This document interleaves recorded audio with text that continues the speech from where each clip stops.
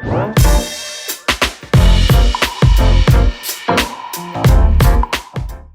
Danesca. Welcome to the His and Her Money Show. Hi, Tyler. It's Danesca. How are you?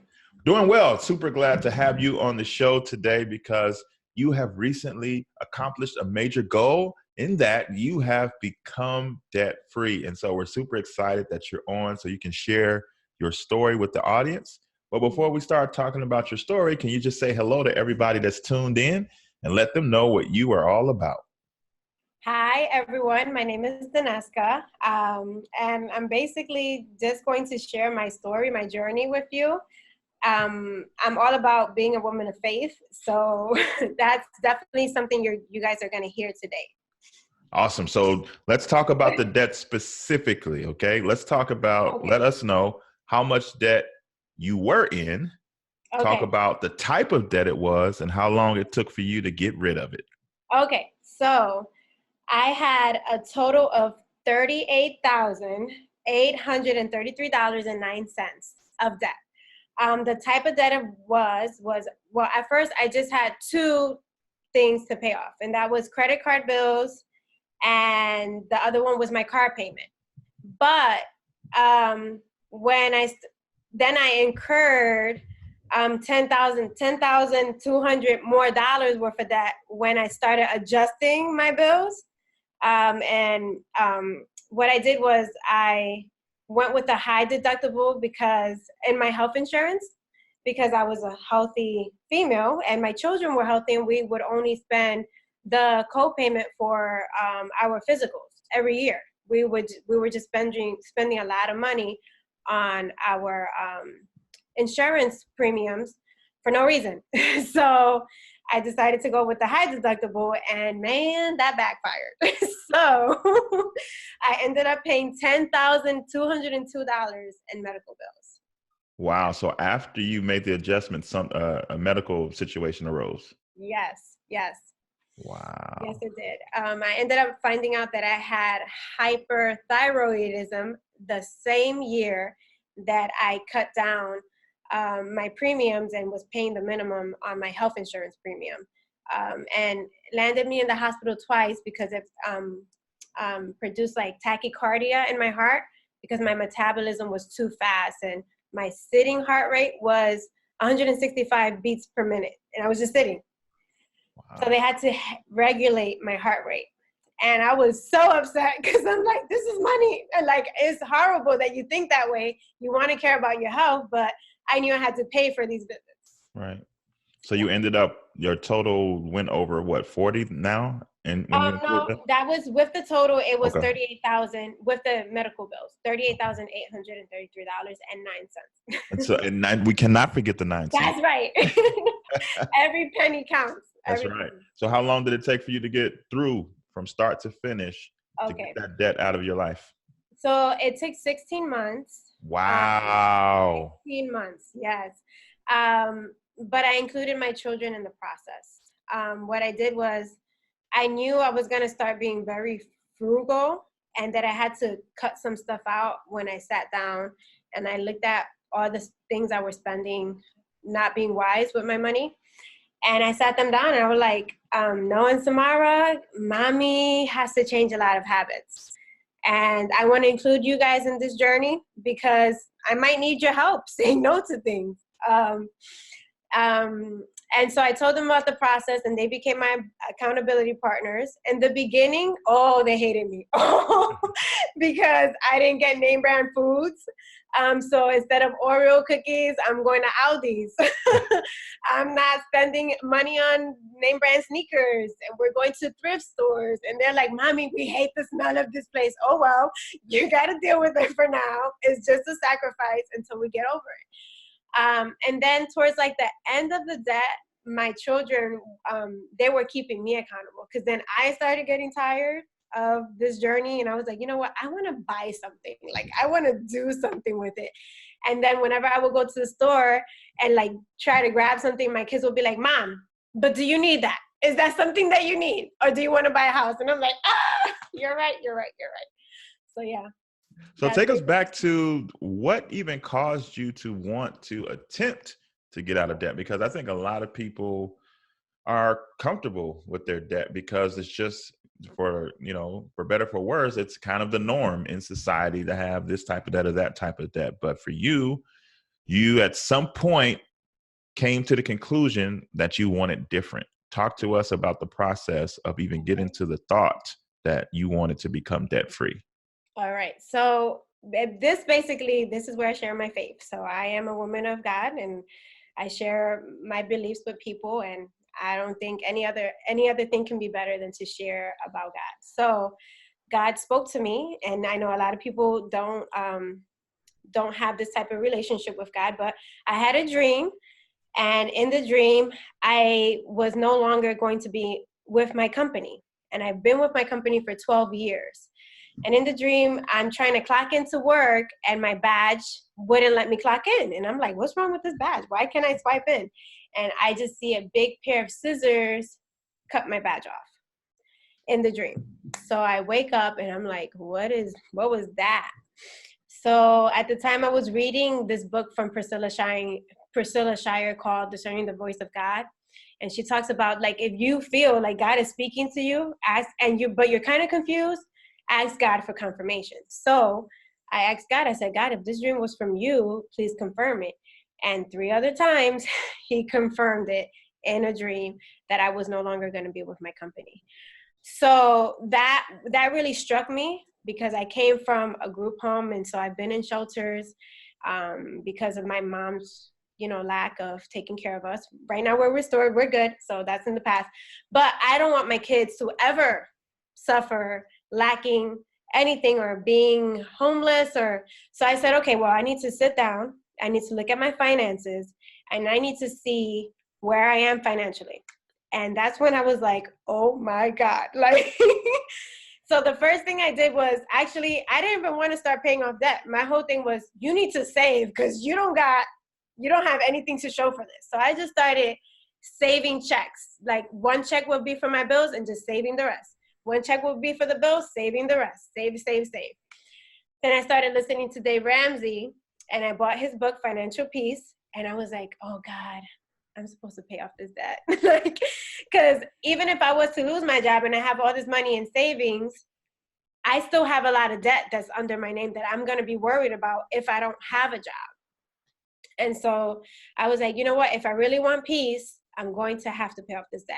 So I went from saving to reading his book and just tackling debt. So I would do the same thing with my debt. So instead of saving it, I would pay my bills with one check, paying off debt with the other check. Pay my bills with one check, pay off bills with the other check. And my kids were included with that as well. And we wouldn't buy anything. Like, I would say no to go to birthday parties, and people wouldn't like me. But I'm like, I'm not going to go. And if I did go, it was because those friends were really special, or family members. And even in those times, like, I would save birthday bags, and I would tell the kids, pick a toy from your room that you're not playing with and put it in this bag. Like, because that's what we could afford right now. So I took that literal, and one thing that God had to work with me on, and I want to share this because people talk about, not sacrificing stuff not sacrificing the amount of money to get rid of their debt.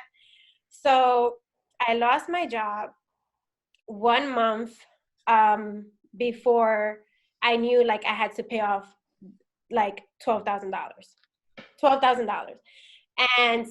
But I already had the money saved, because I would save my income tax. Instead of paying off the debt with the income tax, I had 2 income tax checks that I saved. And I was really, like, struggling with, like, using my income tax money to just pay off the $12,000. And I had just lost my job. And I'm like, God, I'm playing tug of war with Jesus. I'm like, I want to save this money, because I don't know how long it's going to take me to find another job. And God was just really, like, telling me, trust me in this. Trust me.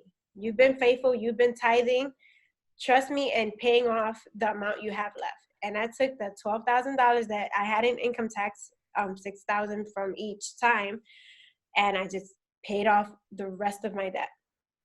So, yeah. Wow. Now, you tackled this journey as you referenced your children a couple of times. You did this as a single parent. Yes, and a dog.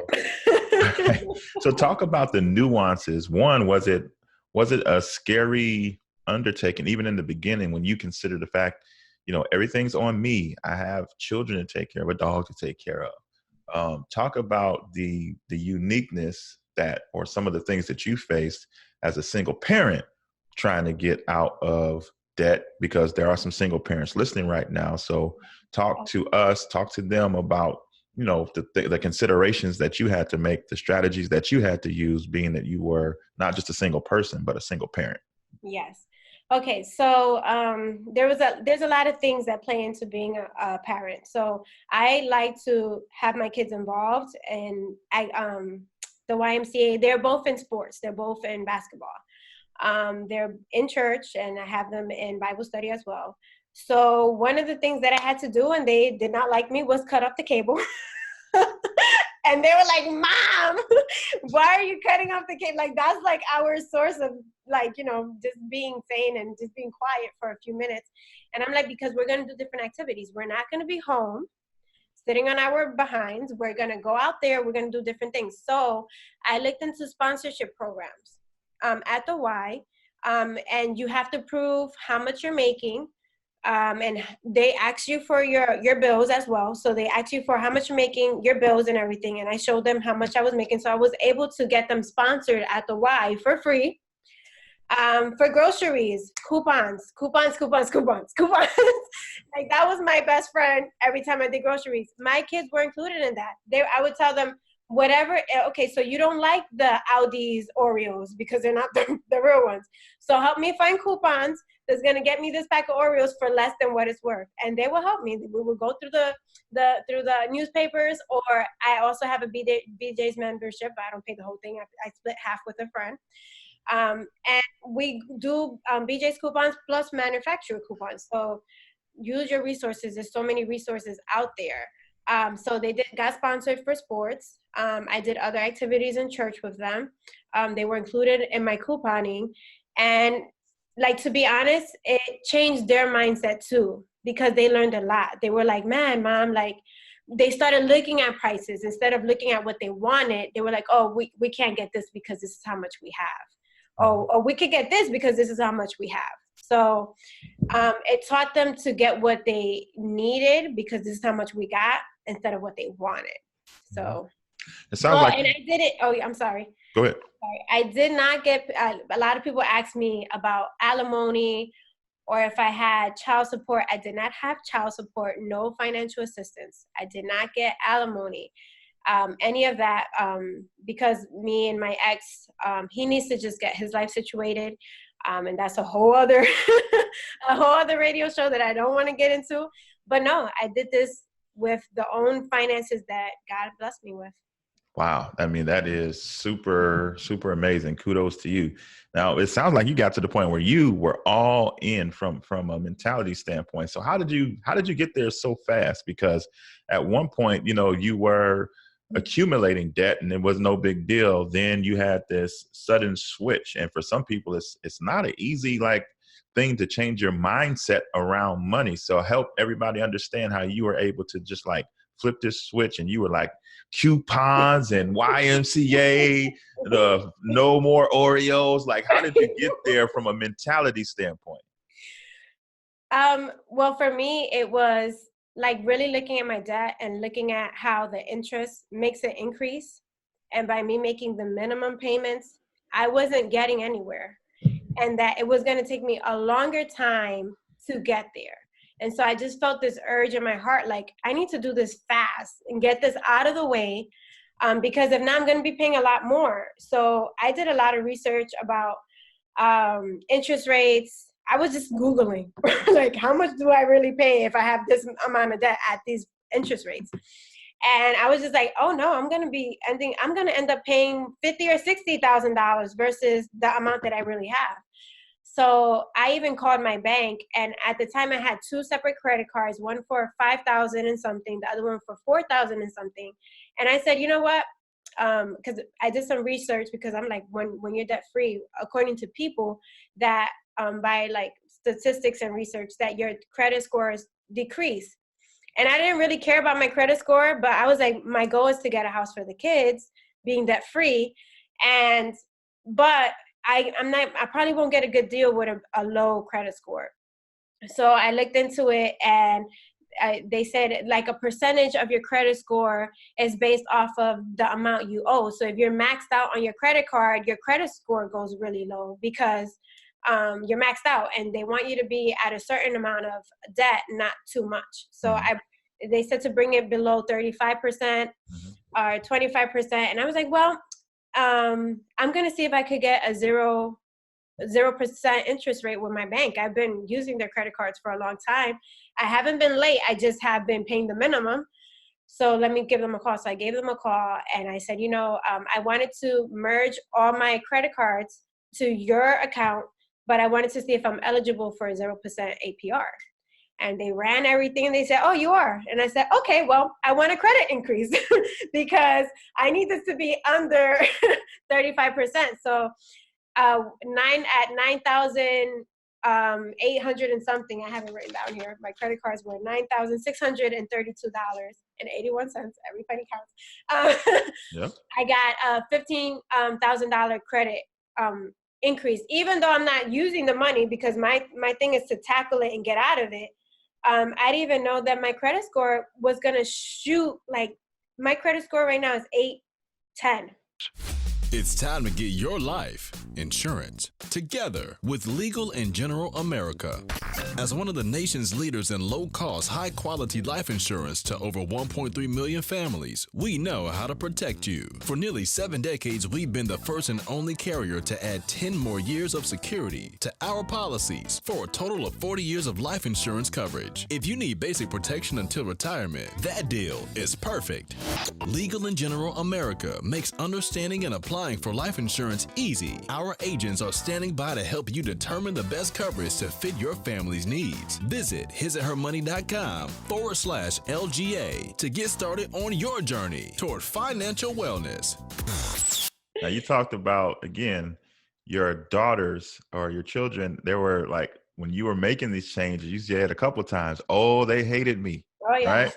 So for some parents, that experience or that, kind of pushback from their kids will kind of make them say, okay, maybe this isn't the time. But you didn't give up, right? So in that moment, whether you're a single parent or a married couple with kids, and your kids are like, but mom, but dad, how did you maintain and not, acquiesce to their, complaints? Well, for the most part, I always focused it back to our end goal. Like, we're gonna get a house. Do you want to stay in this apartment forever, or do you want to have your own room? Or do you want to have like a basketball court outside in the yard? Like, I don't mind the community that I live in is nice, but I don't want to be complacent. So I will always focus them back on what's the goal? What is the goal? And is using credit good, or is using credit bad? I showed them about credit, and I showed them about debit, and I showed them about, when you use your credit card, I'm like, if I buy this, I have to use the credit card. And if I use the credit card, I have to pay interest. And then I had to explain that to them. They're like, what's interest? Like, what is that? I'm like, okay, let's say I give you $5, right? I give you $5, but because that's not your money, it's my money, you have to pay it back to me with more money because I'm charging you interest. So instead of $5, you have to give me $8 or $10, depending on the type of interest rate that there is. And he was like, oh, and he was like, so what's debit? And then I explained to them, oh, debit is your own money that you make, and you're using it wisely to get out of debt. But at the end of the day, like, I didn't share the dream with them during my debt-free journey. Inside of me, I was like, I know I might not be working soon, so I have to make sure I stick to this. And I would also do little hacks too. This is a good tip. So they really like Ritz crackers, right? But the Ritz crackers in my store is like maybe 3 something or 2 something, depending on the price for the family pack. And depending on what store you go to, I mean. So Aldi's has it for 85 cents. So I'm like, why am I spending almost $3 when it's 85 cents here? So when they finish their Ritz crackers, the pack, I will open up it looks just like it. It just tastes a little bit different. I will put it right in there, and they will eat it. And they would say, like, it tastes kind of different, but I'm like, so what? Just eat it. It's crackers, cheese and crackers. But little things like that. Like, they don't they got accustomed to it. They didn't know the difference, but I wasn't hurting them or doing anything wrong. I just did little mom hacks. Oh man. And just focused them on the goal. That's it. I love it. So what did happen? You left off the story with your job, you finding out that, things were about to change. How did you bounce back? How did you persevere through the job loss? Really, I'm still struggling with that, to be honest. Like, it's hard not to be working, especially if you were always working. I've been working since I was 15 years old. Never once. If anything, I've always went from one job to a better job till I got to my company, which was in the healthcare field. And I did 12 years, and I went from a volunteer to management. So I worked from the bottom up to get there, and just to be like separated like that, like even though I knew it was coming, I cried. I cried a lot.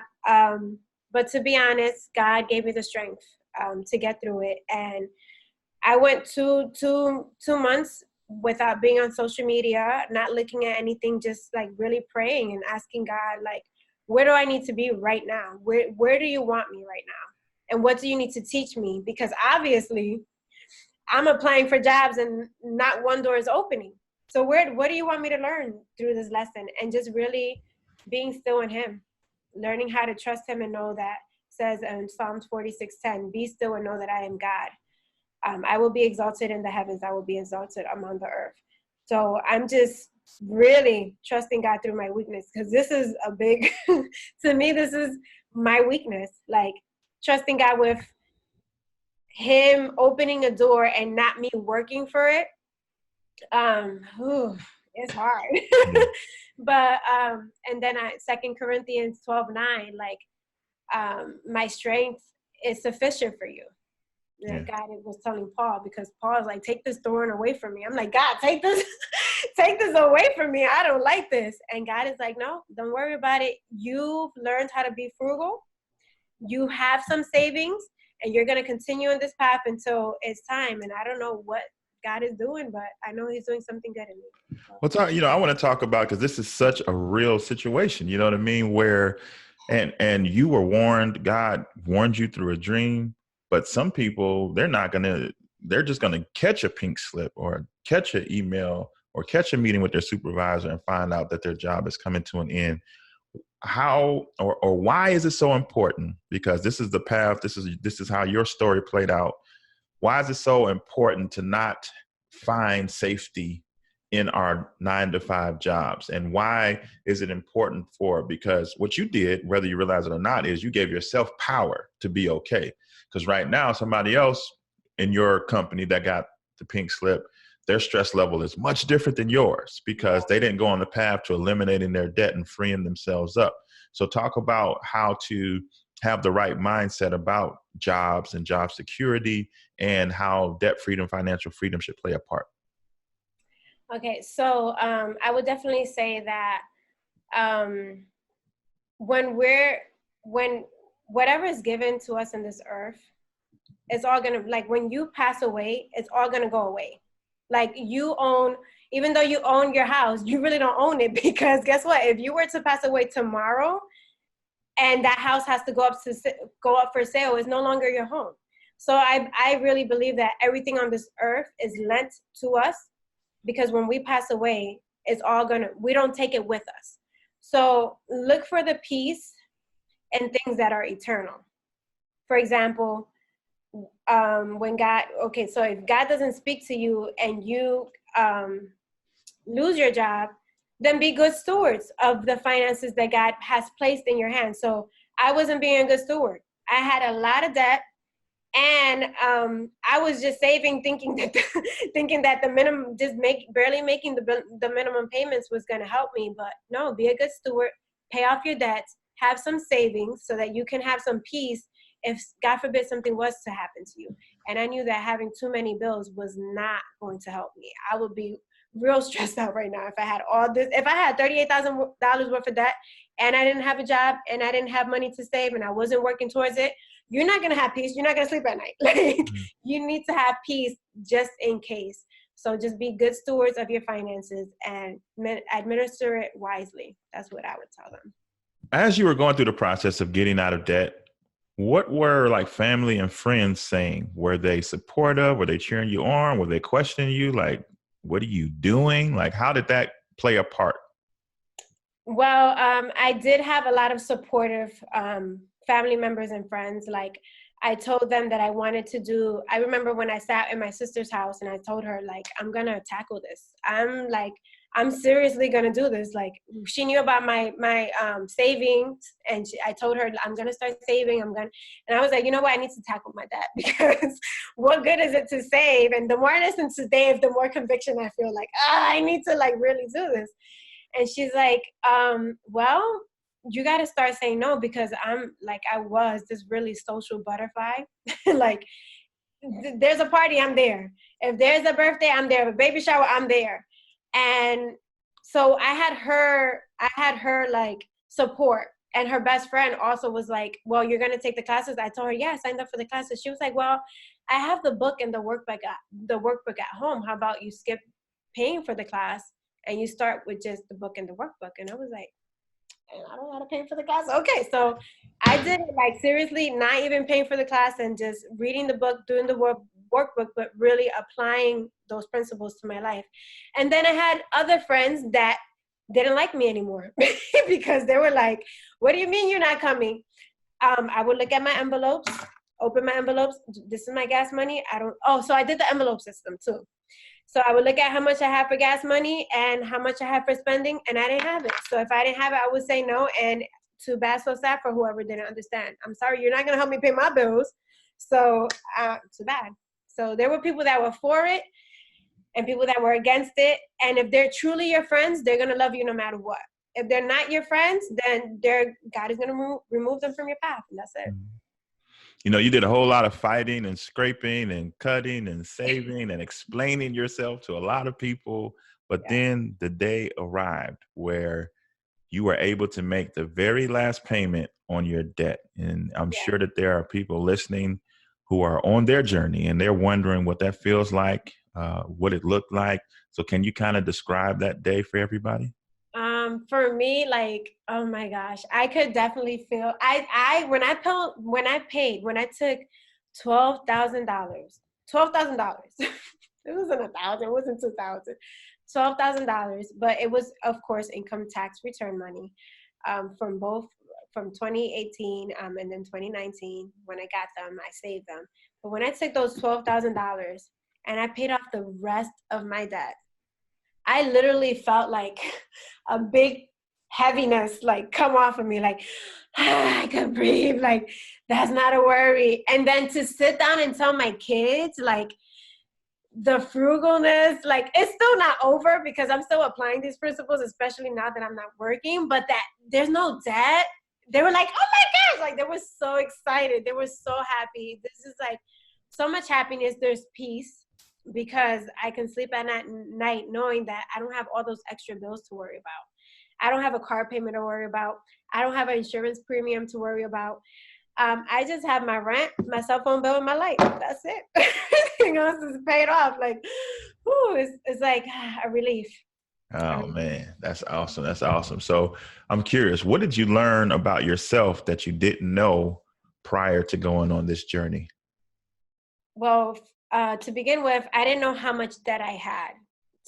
I knew I was using my credit cards. I knew I had a car payment. I knew, well, I didn't have any hospital bills at the time, but then I got hospital bills. It's going to hit you. Something's going to happen during your journey, and I would just say prepare for it, because something might happen. So just be ready for it. But the good thing is that I've learned new principles, like the power over purchase, like Dave Ramsey talks about in his book. Like, I don't need it. Like, I've learned that I was an impulse buyer as well. Like, even though I didn't make big shopping sprees, but it's like, if I didn't need to use my credit card to go out to Chick-fil-A, like, why was I using my credit card? Like, why was I doing these things? Like, I was just being very irresponsible with my finances. And I really saw that my finances were really taking over me. I had no control over it. And then once I started to sit down and really analyze everything, I was like, well, no getting your nails done. No getting your feet done. Like, you better do your own nails. You better do your own feet.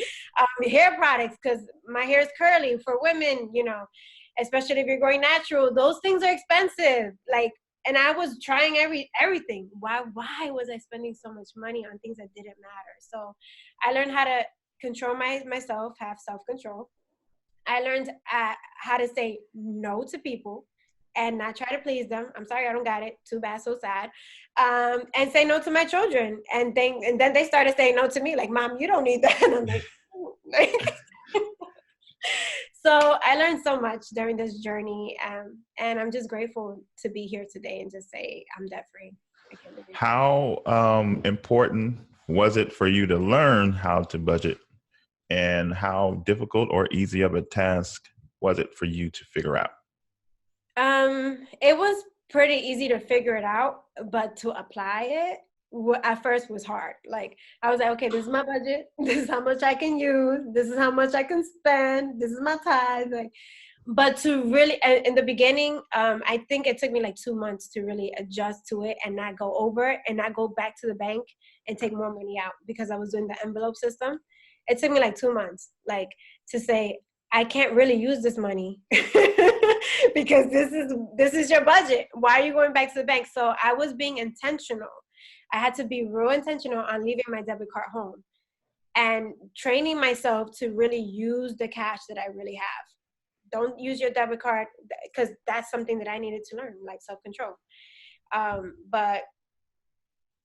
What was the question again? Did I go off, or what did I answer? Just wanted to know about how the whole budgeting process was for you, and you answered it well. I'm also curious, or could you kind of expound on why you chose to involve your kids? And is that something that you would recommend for others to do if they are going on this journey and they have children?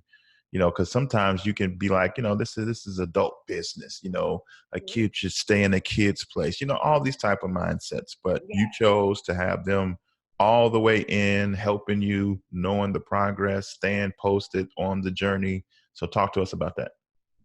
Well, for my children, I felt like their lives were going to change too, not just my life, but their lives were going to change dramatically. Like, my kids are used to name brand sneakers. They're used to, like I said, Oreos and Nabisco cookies. And I was like, all of that is changing. Like, everything is changing.